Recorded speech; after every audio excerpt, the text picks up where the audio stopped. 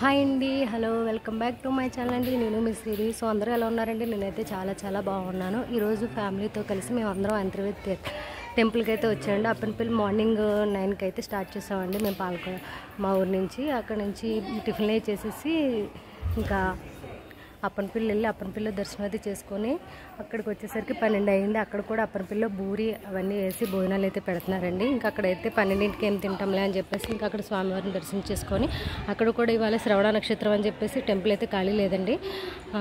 శనివారం కదా, అందులోకి జనం కూడా చాలా ఎక్కువగా ఉన్నారు. సో అక్కడ దర్శనం చేసేసుకొని ఇంకా వచ్చేసామండి. ఇక్కడైతే గుడి ఖాళీగా ఉంది ఈరోజు. ఈ గుడిలో ఇక్కడికి వచ్చిన తర్వాత గుడి అయితే క్లోజ్లో ఉందండి. మళ్ళీ 3కి స్టార్ట్ చేస్తానన్నారని చెప్పేసి ఇంక ముందే భోజనం చేస్తామండి. భోజనం కూడా చాలా బాగుంది.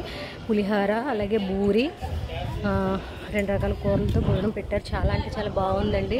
మీలో ఎంతమందికి తెలిసి ఏంటన్నది నాకు కామెంట్ సెక్షన్లో కామెంట్ చేసేయండి ఫ్రెండ్స్. అలాగే నా వీడియోకి లైక్ చేయండి. మీరు లైక్ చేస్తే నా వీడియో మరింతమందికి పోస్ట్ అనేది వెళ్తుంది. సో చూస్తారు కదా గుడి అయితే ఎంత చక్కగా ఉందో. మొన్న లక్ష్మీ నరసింహస్వామి కళ్యాణం జరిగింది కదండి, అంతర్వేది తీర్థం అంటారు కదా, అప్పుడు వేసిన రంగులు అనుకుంటండి చాలా అందంగా ఉన్నాయి. ఇదిగోండి స్వామివారు ఉండి, అది వచ్చేసి స్వామివారి దర్శనానికి అంతా క్యూ లైన్లు అండి. ఇప్పుడైతే క్లోజ్లో ఉంది.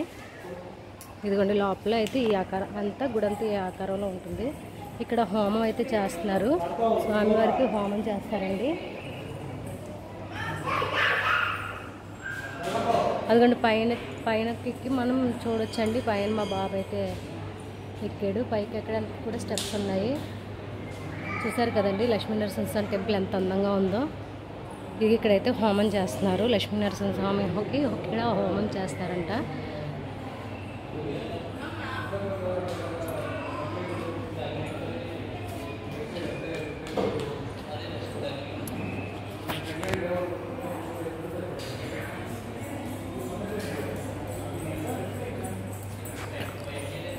భోజనం అయితే చాలా బాగుందండి. ఎవరైనా దూరాత్రి నుంచి వస్తే తప్పకుండా అయితే గుళ్ళో స్వామివారి భోజనం చేయండి. అసలు ఎంత బాగుందంటే అంత బాగుందండి. మనం డబ్బులు పెట్టుకున్నా దొరకదండి. అంత రుచిగా ఉందండి. అందులోకి గోదావరి జిల్లా వాళ్ళు ప్రేమలు మామూలుగా ఉండవు కదండి, తెలిసిందే కదా.